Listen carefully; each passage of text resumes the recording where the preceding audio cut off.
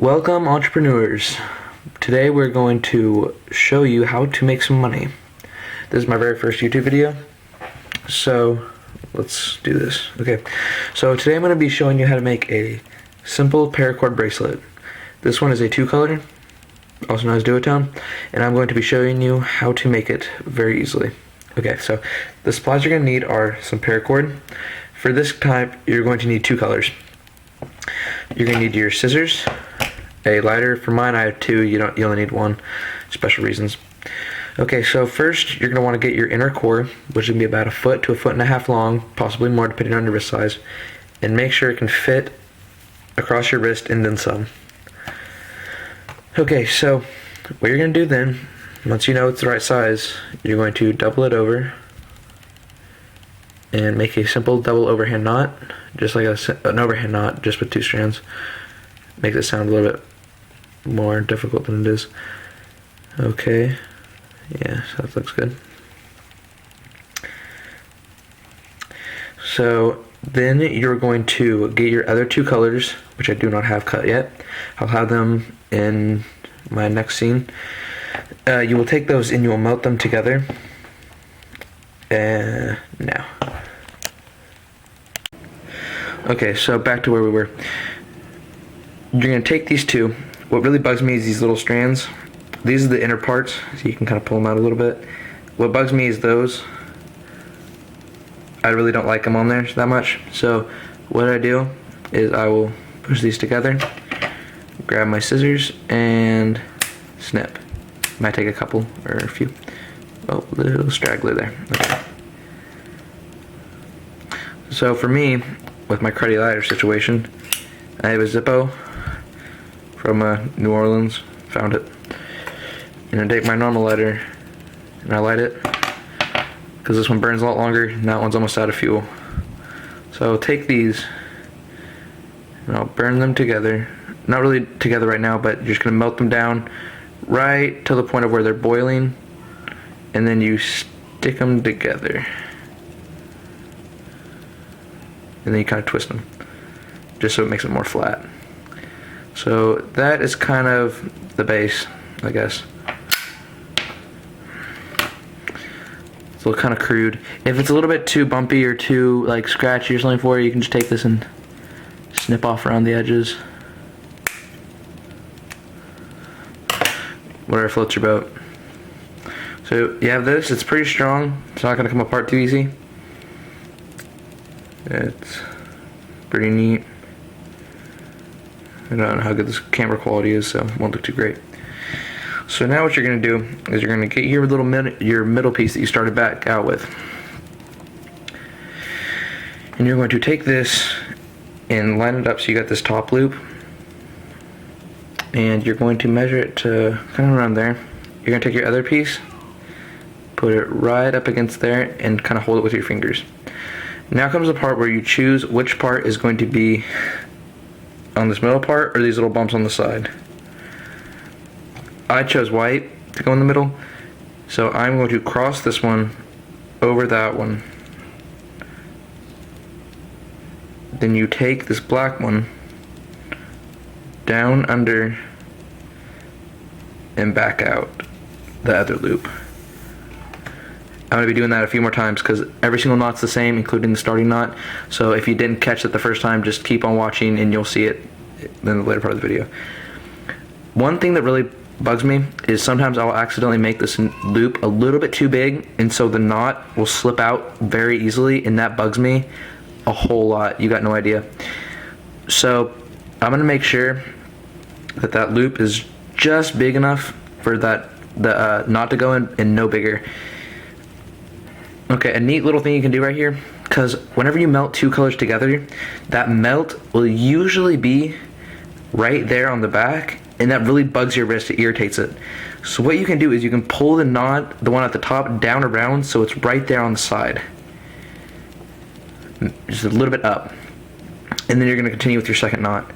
The second knot, you take the first strand that you were using, which is the white one, and you loop it back over across the other side. And then you're going to take this black one, do the exact same thing, go under the bottom, then back through that loop that you made with the white.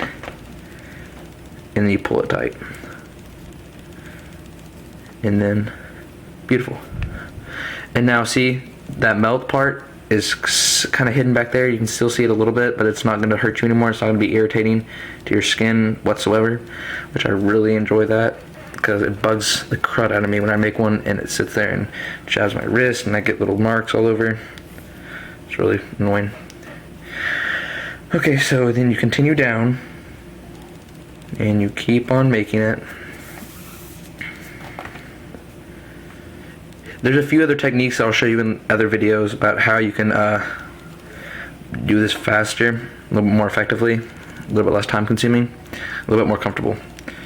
Okay, so there's your first 3 knots, and I'm gonna leave for a second, finish it, and show you what it looks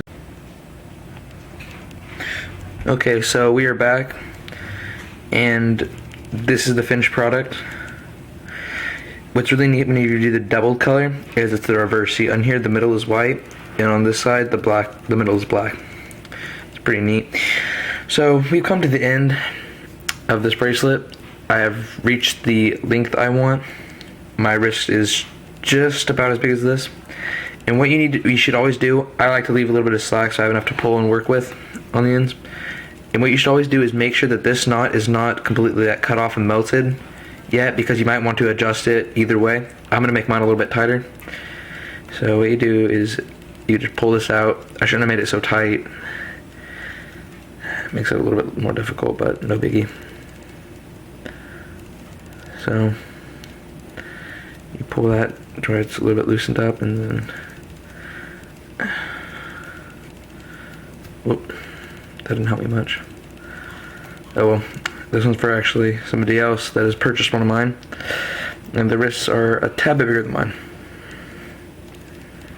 So what you're going to do now is you're going to cut these off, not too far down, just enough to where they will melt nicely and you won't have too big bubbles, so you push out the scraps. And for these ends, you can cut them pretty close. I like to cut them right about there. Same with this side. There. So, now I'm going to light my ghetto lighter.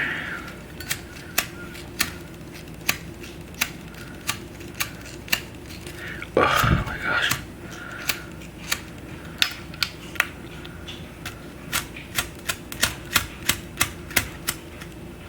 Oh, I think this will work. Oh, I'll be back in a second. Okay, my jank lighter is now lit. I had some difficulties. Okay, this part you got to be a little bit more careful with than most. Okay, except for this part. So this part, you're just gonna get a little bit closer. You're just gonna take this end right here and ease it into the fire, not too close, and just get that sizzling. Make sure not to burn anything. And you don't want to burn the area around it. You just want to burn this part to get it nice and smooth and sealed off. See, nice and shiny. Maybe a little bit around it's burnt, but not that big of a deal. Now for these ones, the little ends right here, move it a bit closer. You're going to want to really be smooth with it and keep it at a distance. And you're going to want to get it real soft and melted. And now what you're going to do is you're going to set that down, take your lighter, and then press that in right there. So you get it nice and flat so that will not come out anytime soon. Then you do it again with the other side.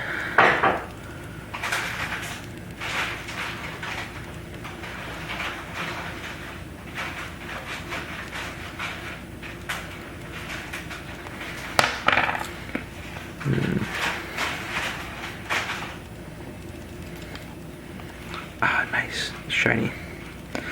And there you have it.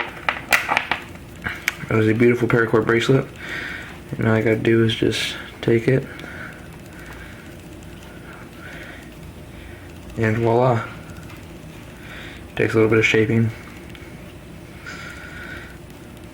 It's very good. This knots are not going to be coming out anytime soon. Very nice and stable.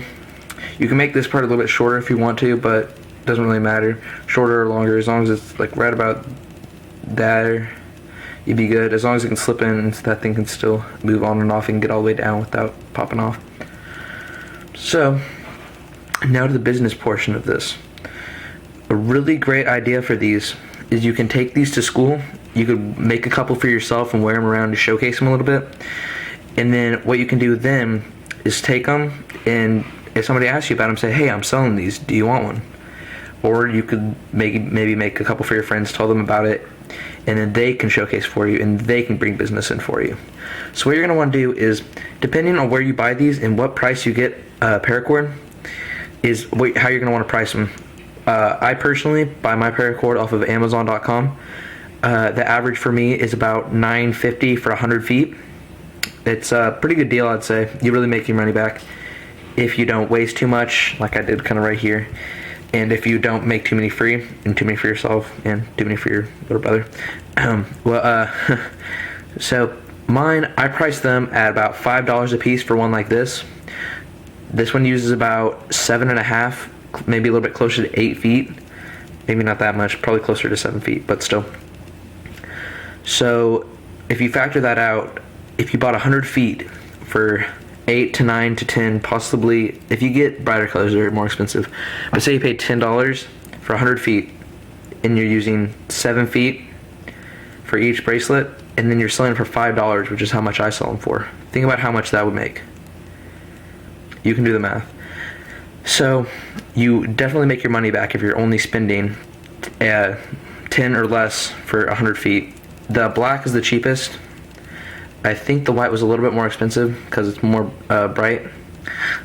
Pink, hot pink is the absolute most expensive. It is $15 for 100 feet. I think it's because it's very bright.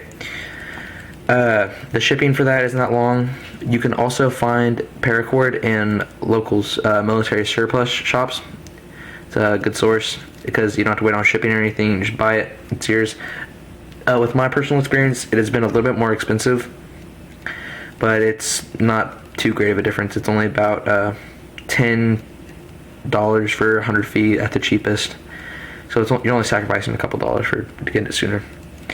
So take this idea, wear them, showcase them, try to sell them from anywhere to school, to church, to sports leagues, anything, wherever you go. If anybody asks you for one, you could say, hey, I can make you one, and you can figure out what colors they want, go home, make it, come back, get their money, and then give it to them. One rule you should always remember: do not give somebody a product without getting their money first. That's just me. I'm just kind of paranoid, but still. And what else? Okay, so this is $5. Next time I'll show you how to make a king cobra knot. This is the cobra knot. I'll show you how to make the king cobra, which is a doubled over layer. It looks pretty cool. I'll show you how to make that next time, and those I sell for $8. So you will see this in my next video. Okay, well, go out there and make some money.